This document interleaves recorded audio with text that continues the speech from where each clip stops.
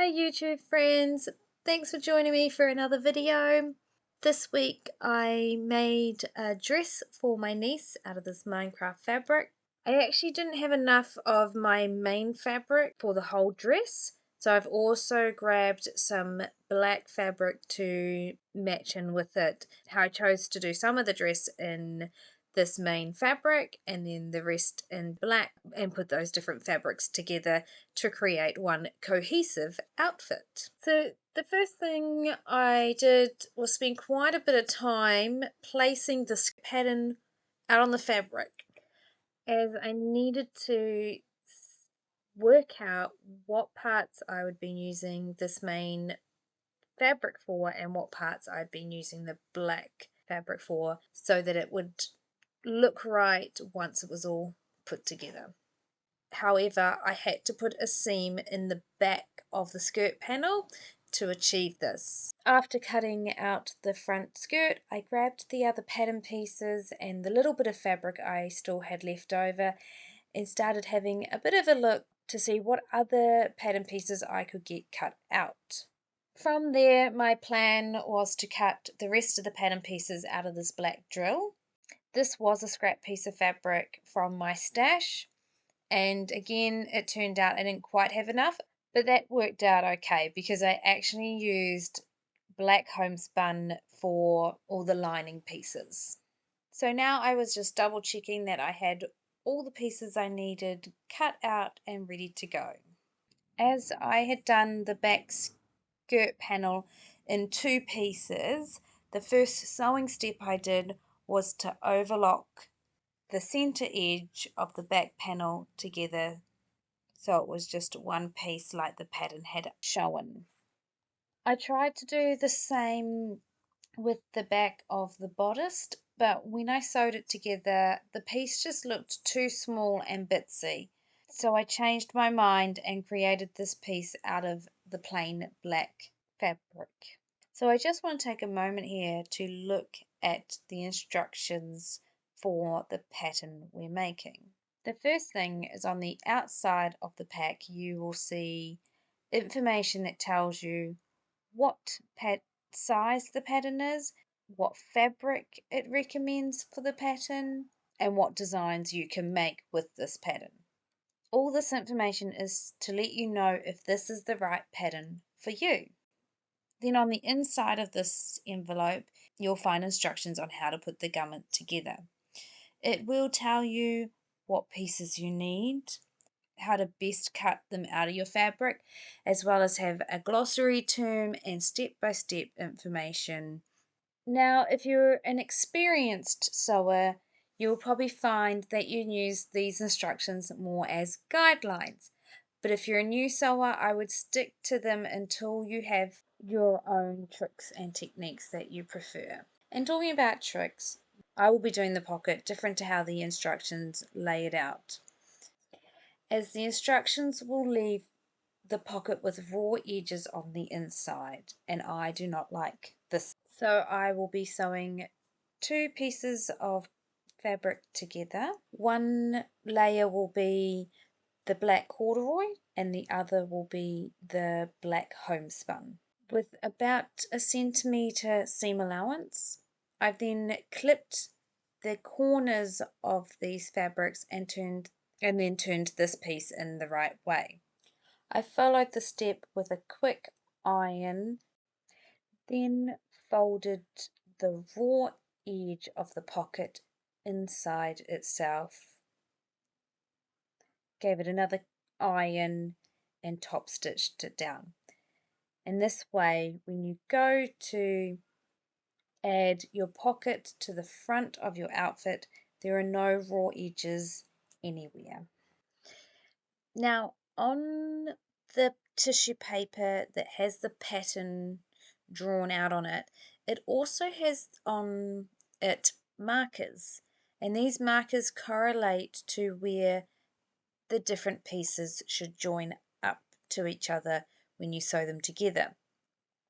So that is what I'm doing here. I've got the pocket and the front panel, and I'm just seeing where the pocket should sit. I have now top stitched it down and I have no raw edges on the inside. To finish off this front panel of this dress, we are going to attach the liner. Then once we've turned it in the right way, we will top stitch. At this stage, I followed the rest of the instructions to create the straps and attach them to the back panel, then to attach the back panel and the front panel to the waistband.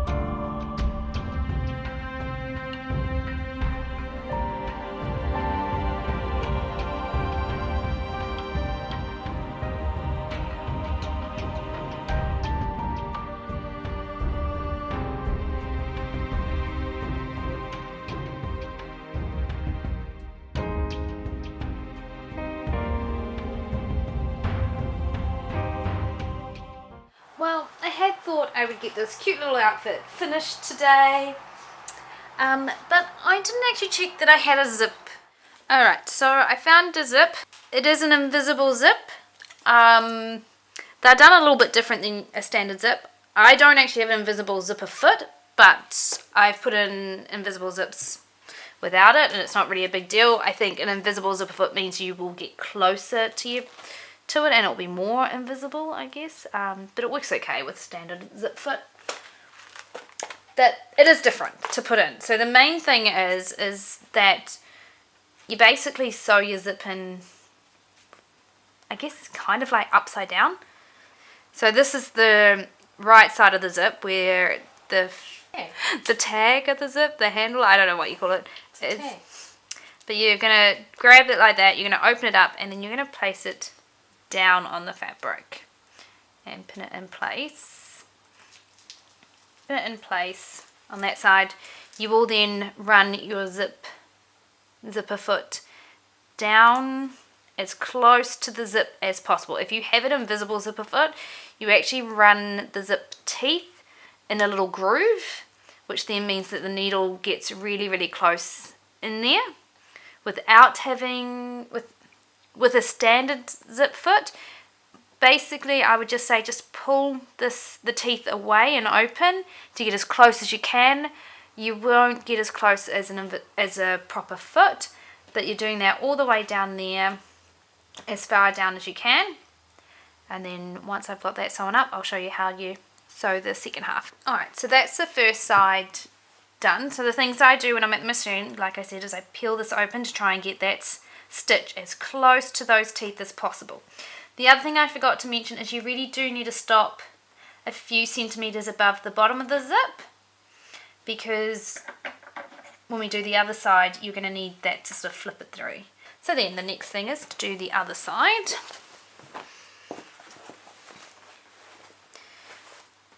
Now, basically, we're going to want this zip to sit in like that. So I always find it easiest to place it like that, and then you know which two faces you want together. I'm going to line this side up in the same position that I lined it up on the first side. Place my pin I'm going to do the same at the sewing machine. I'm going to line the edge of the zip on the edge of my overlocking because that's the width that my seam is. I want the top of the zip sitting at the top of the fabric so that it's in the same height as the other side, and that means that when I do my seam allowance to join this to the bodice, I've got space there. So I'm going to sew down in the little crevice of the zip to as far as I can, and then that will be our zip in, and then we will bring the seam of the skirt up to the zip. Okay, so now that you've got each side done, you will flip this in and see that you've now got an invisible zip. Nicely tidy. Now you will need to flick your tail back through, like your skirt, and then from there you want to get your inside seam and you want to sew that gap up on your inside seam so that you no longer have this wee hole here. So now that I've done my zip, I've got to close up that little gap. Normally you would buy a zip that's about 5 centimeters longer than the gap you're doing, and that makes it just easier. So you can see that I've closed up that gap between where I finished sewing the edge of the seam allowance of the skirt to the zip being sewn in. But now that that's been closed off, when we turn the skirt in the right way, we have our zip in there. So that's it here. Now this pattern didn't specifically ask for an invisible zip. That's because, oops, sorry, I'm catching on a thread. That is probably because it's a side zip, and so it's actually a little bit redundant making it invisible or not. But I like the finished look of a invisible zip. I think it actually, to me, it's easier to put in a visible zip than a regular zip now. And usually find I get a cleaner, tidier finish. So I use them wherever I can. I will still put it in a regular zip if that's just the zip I've got in stock. But I've started finding it actually a little bit easier to put them in, so I'm using them more and more. So our next step is to attach the bodice to the skirt, hem the skirt, and then some finishing touches of buttons, I believe. So yeah, I'm pretty sure she's going to love it. I have done 3 buttons, and done the buttonholes for the straps I've done in the shoulder here.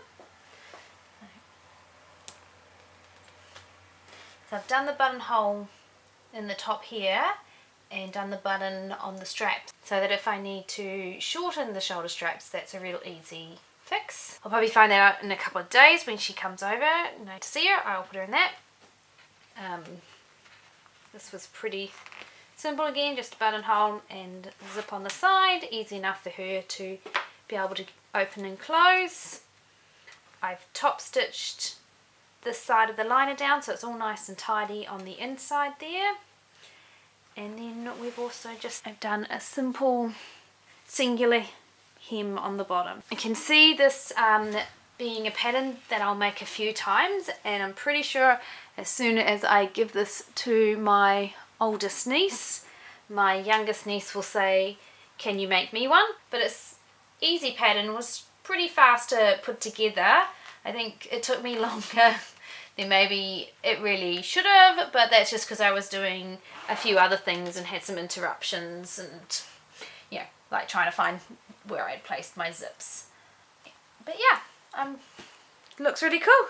And I actually now really love the fact that I didn't have enough fabric, because I think it looks great being broken up with this black here and the black pocket and straps.